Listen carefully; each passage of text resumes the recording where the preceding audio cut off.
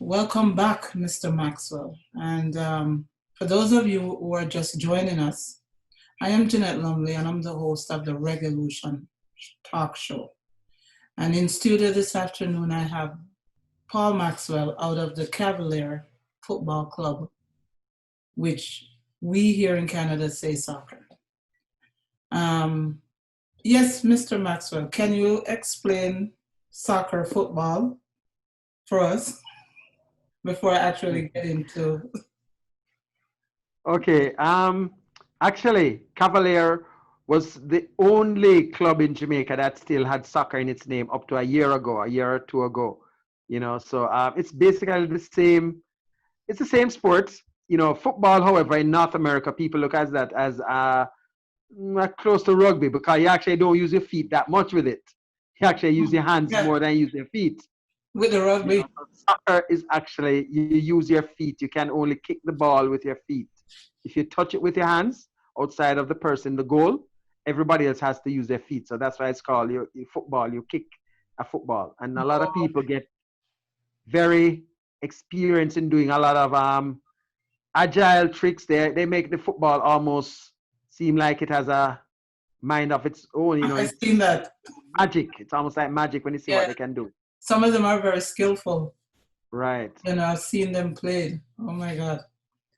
Anyhow, yes. So I would like to, for you to explain more about the scholarship component of out of Cavalier Football Club. Like, what does it entail? What's the criteria? What do they need to do to get into Cavalier? Okay. The scholarship component now, right? Basically, once the youngster is a part of the club, once he comes in, as I said, he has been introduced maybe by somebody outside. They come to training and they seem that they can fit into the young age group because one of the things that we do, is that majority of the youngsters come in between age 10, 12, 13, right? Because what we try to do is groom them in the philosophy of the club, rediscipline, organization, that sort of thing. So when they're with us at that stage, and coaches now from schools, various prominent high schools within Jamaica, well, more or less the corporate area, will ask us if we have, well, they come and look at our training and they'll ask our matches and they'll ask about the kids because they're basically interested in the younger kids. Because when a kid is at 12, 13, you can groom him, you can, assist him a lot more, right? So basically, that's when the other people from the schools will come and have a look at the kids, and they'll offer them a space in their school. Uh, so basically, it's not to play football; it's to be a student, and then now they can contribute to the school by playing football. So that's basically the basic idea. What about academics in terms of the youth?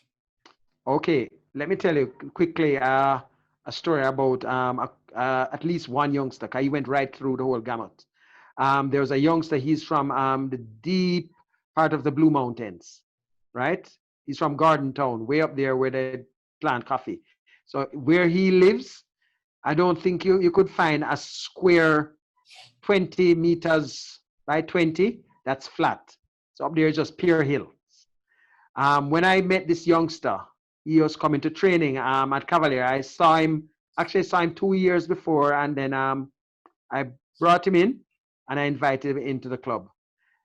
First thing I noticed when he was coming to training, every Saturday morning, the youngster had the same set of clothes, right? I didn't think anything of it, but after a while, kids because this kid's from the rural area now, right? The kid started, I saw one day I was dropping him back to where he'd get his bus. And I saw, he was crying. And I asked him what's the problem. And he was telling me how the kids were teasing him that is one suit him up. He had basically one set of clothes to come to training and to training. And when I heard this situation and so on, I don't have a lot of money, but I said, okay, The next time he came, we stopped at a store in Half a Tree, and I said, okay, come, we're going to take out some things, that can assist him to at least come to training, and be looking a little bit different. And it helped him there. Later on, when I saw his grades, 'cause he was at one of a high school that was really in a poor way.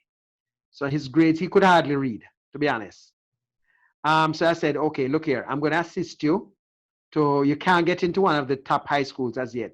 So I'm going to get you into this private high school where they can help your academics. And over 2 years after, I'm going to try to get you into the regular high school. We did this. And after 2 years, we took him to St. George's College. That is one of the elite high schools in Kingston. And when we took him there, his grades were better than they were before. They weren't great. But to be honest, Neville Bell, I don't know if you heard of him. He's a big coach here in Jamaica. He said he's given him a chance. The youngster didn't believe he would have gotten through, but he got through.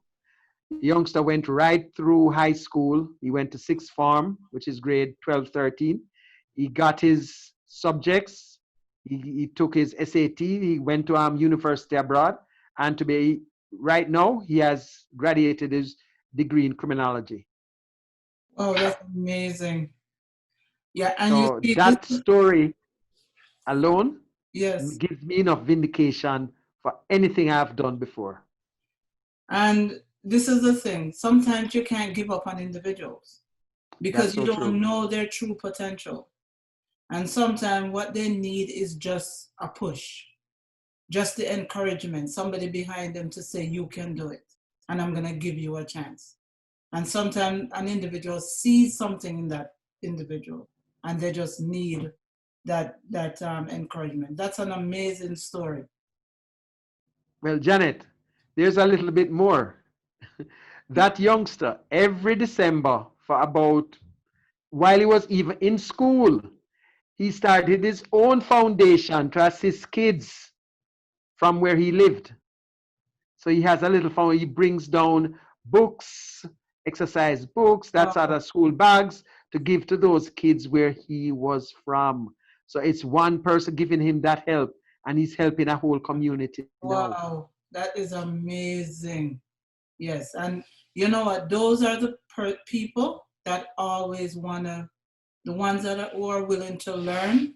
Once they get that privilege and that opportunity, you're surprised to see what they do in there, like this young man. That's an amazing story. Yes. I'm going to take another break, and when I come back, I want you to talk a little bit about the young man out of Anatobe who you've been took on that journey, just to share his story a little bit. So yes, I'll do that. Yeah.